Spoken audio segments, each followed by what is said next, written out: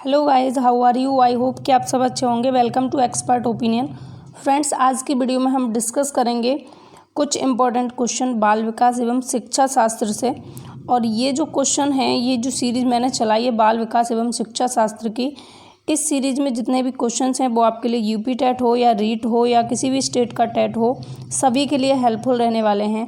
या हम ये कह सकते हैं कि कोई भी टीचिंग एग्ज़ाम की आप अगर तैयारी कर रहे हैं तो सभी में आपके लिए ये हेल्पफुल रहेंगे। तो चलिए स्टार्ट करेंगे सीरीज़ को। और फ्रेंड्स, पीडीएफ फाइल आपको मिलेगी इसके हमारे टेलीग्राम चैनल पर, expert opinion of you search कर सकते हैं। इस पर मैं सभी सेशन की पीडीएफ फाइल आपको फ्री ऑफ कॉस्ट प्रोवाइड कराती हूँ।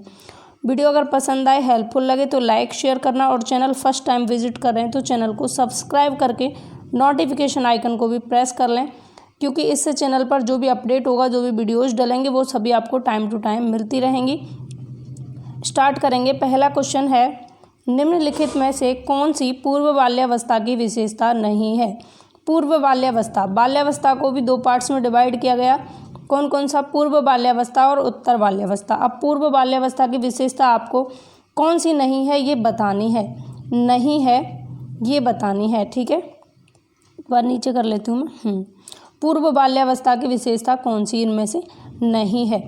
तो यहाँ पर ऑप्शन है आपके सामने, दल या समूह में रहने की अवस्था, अनुकरण करने की अवस्था, प्रश्न करने की अवस्था या खेलने की अवस्था। बहुत ही ध्यान से आंसर करिएगा, क्योंकि इस तरीके के क्वेश्चन आपको कंफ्यूज कर देते हैं। बाल्यावस्था को दो भागों में बांटा गया, एक हो गई पूर्व बाल्यावस्था और एक थी उत्तर बाल्यावस्था, जो मैंने अभी आपको बताया, ठीक है, उत्तर बाल्यावस्था। अब पूर्व बाल्यावस्था 3 से 6 मानी है कुछ लोगों ने, और उत्तर बाल्यावस्था को 7 से 12 वर्ष माना है।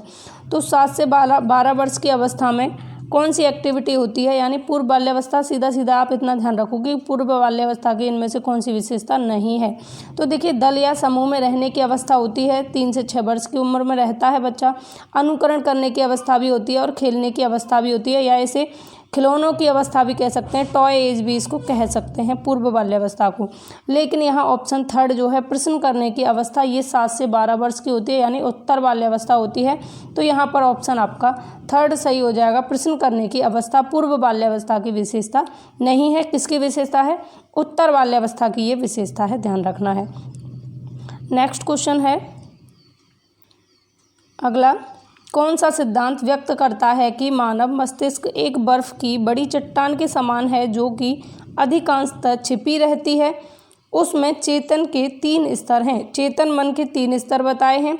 और मानव का जो मस्तिष्क है, जो माइंड है, ह्यूमन माइंड जो है, उसको एक बर्फ की बड़ी चट्टान के समान किसने बताया है, ये आपको बताना है। कौन सा सिद्धांत ये डिफाइन करता है? ऑप्शंस हैं आपके सामने, गुण सिद्धांत, प्रकार सिद्धांत, मनोविश्लेषणात्मक सिद्धांत या व्यवहारवाद का सिद्धांत। आंसर करो एक बार, आंसर होगा क्या इसका? तो इसका राइट आंसर होगा ऑप्शन थर्ड। ऑप्शन यहाँ पर एक सेकंड, ऑप्शन थर्ड सही होगा, मनोविश्लेषणात्मक सिद्धांत। मनोविश्लेषणात्मक सिद्धांत किसने दिया? सिगमंड फ्राइड ने। सिगमंड फ्राइड ने दिया था मनोविश्लेषणात्मक सिद्धांत। और उन्होंने अपने सिद्धांत में कहा कि जो मानव का मस्तिष्क है वो एक बर्फ़ की बड़ी चट्टान के समान है। बर्फ़ की कैसी चट्टान? बड़ी चट्टान, जिसका अधिकांश जो भाग है वो छुपा रहता है। जैसे ये ज़्यादातर भाग क्या है? छुपा रहता है। और उसमें चेतन मन के 3 स्तर बताए थे, अर्धचेतन मन, अचेतन मन और अवचेतन मन। चेतन, अचेतन और अर्धचेतन, 3 स्तर बताए थे चेतन मन के। ये भी आपको ध्यान रखना है, किसने बताए थे। और ये मनोविश्लेषणात्मक सिद्धांत दिया किसने? सिगमंड फ्राइड ने। मोस्ट इंपॉर्टेंट क्वेश्चन है, आपको ध्यान रखना है, सिगमंड फ्राइड ने दिया था। आगे बढ़ेंगे अगले क्वेश्चन की तरफ। नेक्स्ट क्वेश्चन है थर्ड, चिंतन प्रारंभ होने के लिए क्या आवश्यक है? ऑप्शंस हैं यहाँ पर, भाषा, कौशल, तर्क, समस्या। तो चिंतन के प्रारंभ होने के लिए सबसे ज़्यादा इम्पोर्टेंट क्या है? यहाँ पर लैंग्वेज है, स्किल्स हैं, या फिर आपका रीजनिंग है, या फिर प्रॉब्लम है। तो चिंतन को प्रारंभ होने के लिए सबसे ज़्यादा इम्पोर्टेंट है, इन तीनों से भी ज़्यादा भाषा, कौशल और तर्क से भी ज़्यादा इम्पोर्टेंट है यहाँ पर ऑप्शन फोर्थ, समस्या। समस्या का होना ज़रूरी है, किसके लिए? चिंतन के लिए। जब तक हमारे सामने कोई समस्या नहीं होती तब तक हम चिंतन नहीं करते। एक बेहतर वे में चिंतन कब होगा? जब हमारे पास उससे रिलेटेड कोई चिंता होगी तभी हम चिंतन करेंगे, या फिर हमारे पास समस्या होगी तभी हम चिंतन करेंगे। नेक्स्ट क्वेश्चन है फोर्थ, आरटीई एक्ट 2009 के अनुसार शिक्षक हेतु प्रति सप्ताह कार्य घंटे हैं। राइट टू एजुकेशन एक्ट 2009 के अकॉर्डिंग एक शिक्षक के लिए एक सप्ताह में, यानी कि 7 दिन एक सप्ताह के होते हैं, तो 7 दिन के लिए या एक सप्ताह के लिए कितने घंटे का कार्य डिवाइड किया गया है। तो यहाँ पर ऑप्शंस हैं 40 घंटे, 42 घंटे, 45 घंटे या 48 घंटे। राइट आंसर क्या होगा? राइट आंसर होगा यहाँ पर ऑप्शन थर्ड, 45 घंटे। राष्ट्रीय पाठ्यचर्या की रूपरेखा आरटीई एक्ट 2009 के अनुसार शिक्षक हेतु प्रति सप्ताह 45 कार्य घंटे निश्चित किए गए। कितने? 45। ठीक है, आगे बढ़ेंगे अगले क्वेश्चन की तरफ। नेक्स्ट क्वेश्चन है 5। जिन बालकों की बुद्धि लब्धि डैश है, साधारणतया उन्हें मानसिक मंदता ग्रसित की श्रेणी में रखा गया है। यहाँ पर ये मंदता होगा, निंदता नहीं, मानसिक मंदता। एक सेकंड, इसको मंदता, मानसिक मंदता की श्रेणी में रखा गया। ऑप्शन है यहाँ पर 70 से कम, 70 से ऊपर, 80 और 100 के बीच, और इनमें से कोई नहीं।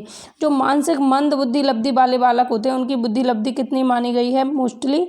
तो इसका राइट आंसर होगा ऑप्शन फर्स्ट, 70 से। जो कम IQ वाले बच्चे हैं जिनकी बुद्धि लब्धि 70 से कम है उनको मानसिक मंदता ग्रसित की श्रेणी में रखा गया है। तो यहाँ पर ऑप्शन फर्स्ट आपका सही हो जाता है। नेक्स्ट क्वेश्चन है अगला, उपचारात्मक शिक्षण द्वारा, उपचारात्मक जो शिक्षण होता है उसके द्वारा क्या किया जाता है? ऑप्शन है यहाँ पर, अध्यापकों की कमियों का उपचार करते हैं, छात्रों के घायल होने का उपचार करते हैं, छात्रों की कमजोरियों को दूर करते हैं, कुछ कह नहीं सकते। ठीक है, 2 बार टाइप हो गया ये, कुछ कह नहीं सकते।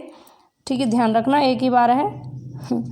उपचारात्मक शिक्षण द्वारा, तो अध्यापकों की कमियों का कोई यहाँ मतलब नहीं है, क्योंकि हम यहाँ पर शिक्षण करा रहे हैं तो हमारा मेन फोकस कौन होगा? छात्र होंगे, विद्यार्थी होंगे या लर्नर्स होंगे।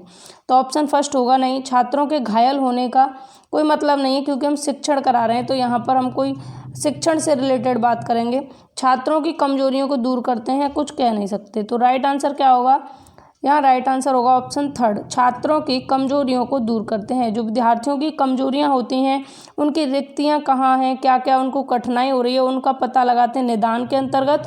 और जब हमें निदान के अंतर्गत उनकी कमजोरियों का पता लग जाता है तो हम उनको दूर किसके अंतर्गत करते हैं? उपचारात्मक शिक्षण के अंतर्गत। ठीक है, कमजोरियों को दूर करने की बात होगी तो उपचारात्मक शिक्षण होगा, और कमजोरियों का पता लगाने की बात होगी तो निदानात्मक शिक्षण होगा। पहले निदान होगा, उसके बाद में उपचार होगा, ये दोनों साथ में चलते हैं। निदान के बाद में उपचार किया जाता है। निदान में कमजोरियों का पता लगाया जाता है और उपचार में कमजोरियों को दूर किया जाता है।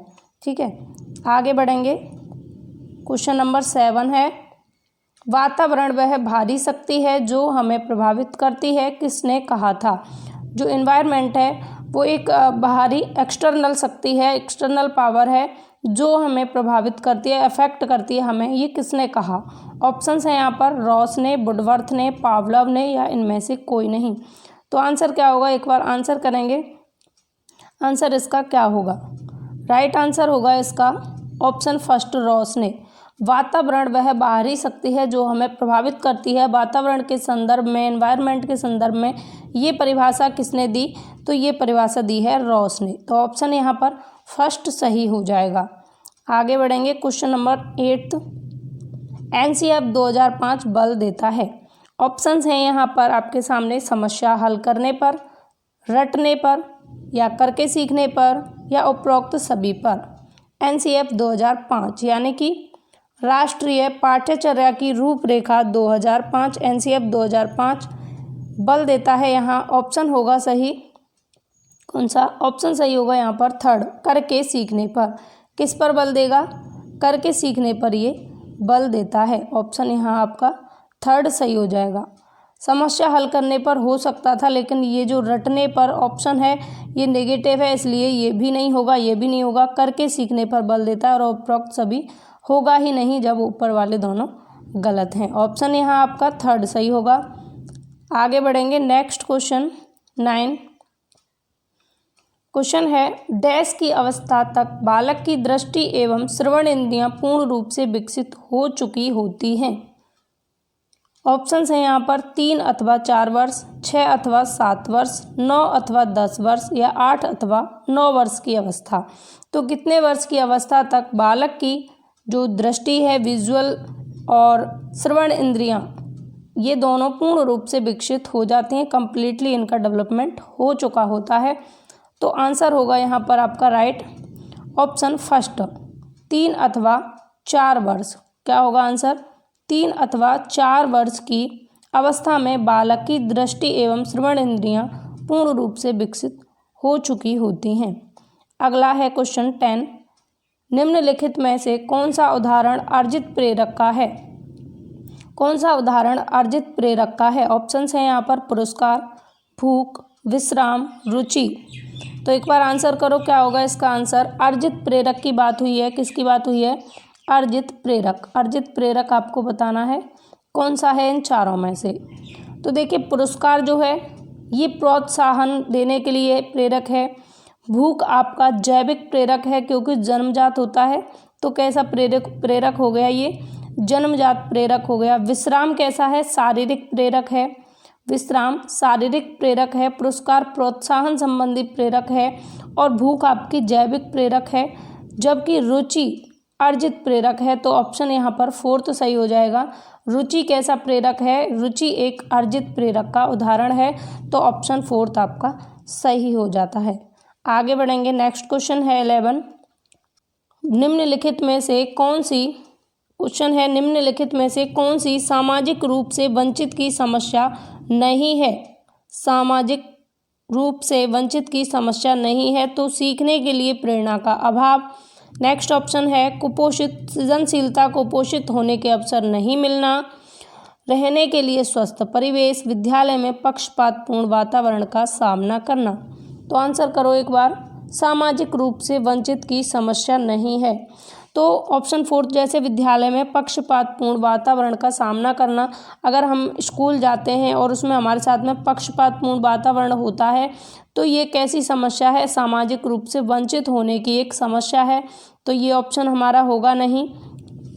अगला ऑप्शन है सृजनशीलता को पोषित होने के अवसर नहीं मिलना, या स्वस्थ रहने के लिए स्वस्थ परिवेश, रहने के लिए स्वस्थ परिवेश न मिलना, सृजनशीलता को पोषित होने के अवसर नहीं मिलना। तो ये भी एक सामाजिक रूप से वंचित बच्चे की समस्या हो सकती है, जबकि सीखने के लिए प्रेरणा का अभाव सामाजिक रूप से वंचित की समस्या नहीं है, क्योंकि सीखने के लिए प्रेरणा का अभाव किसी के लिए भी हो सकता है। ये ज़रूरी नहीं है कि सामाजिक रूप से वंचित बच्चे की ही ये समस्या हो। तो यहाँ पर ऑप्शन फर्स्ट सही हो जाएगा। आगे बढ़ेंगे, नेक्स्ट क्वेश्चन है और आज का लास्ट क्वेश्चन है 12, तनाव को कम करने के लिए अप्रत्यक्ष ढंग कहलाते हैं? तनाव को कम करने के लिए अप्रत्यक्ष ढंग जो होते हैं वह क्या कहलाते हैं? ऑप्शंस हैं आपके सामने, समस्या समाधान विधि, रक्षात्मक यांत्रिकता, व्यक्तिगत विधि या समस्या समाधान विधि। आंसर करो एक बार, क्या होगा इसका आंसर? राइट आंसर इसका क्या होगा? तो रक्षात्मक युक्तियाँ या रक्षात्मक यांत्रिकता इसका राइट आंसर होगा। किसी भी तनाव को कम करने के लिए रक्षात्मक युक्तियाँ या फिर रक्षात्मक यांत्रिकता को हम तनाव कम करने के लिए अप्रत्यक्ष ढंग से यूज़ करते हैं, जबकि समस्या समाधान विधि तथा व्यक्तिगत विधि का संबंध प्रत्यक्ष ढंग से है। समस्या समाधान विधि कैसी है और व्यक्तिगत विधि, ये दोनों प्रत्यक्ष हैं। यहाँ हमसे अप्रत्यक्ष ढंग पूछा है, तो अप्रत्यक्ष ढंग में क्या होगा आपका? यांत्रिकता। कैसी? रक्षात्मक यांत्रिकता या फिर रक्षा युक्तियों का प्रयोग हम तनाव को कम करने के लिए अप्रत्यक्ष ढंग से करते हैं। इम्पोर्टेंट हैं और बहुत सारी युक्तियां हैं, तो इनको हम एक अलग सेशन में डिस्कस कर लेंगे। तो फ्रेंड्स, ये थे आपके टॉप 12 क्वेश्चन, और आउट ऑफ 12 कितने आपके सही हुए, ये अपना स्कोर भी ज़रूर बताएं कि कितने आपने 12 में से सही कर लिए। और ये वीडियो आपको कैसी लगी, क्वेश्चंस कैसे लगे, ये भी कमेंट करके ज़रूर बताएं। PDF फाइल मिल जाएगी टेलीग्राम चैनल पर। सब्सक्राइब नहीं किया हो चैनल को अभी तक तो सब्सक्राइब करके नोटिफिकेशन आइकन को प्रेस कर लें, क्योंकि जितने भी अपडेट होंगे सभी आपको सबसे पहले मिल सकेंगे। इस वीडियो में बस इतना ही, मिलेंगे गाइज नेक्स्ट वीडियो में। Bye bye, take care, have a nice day.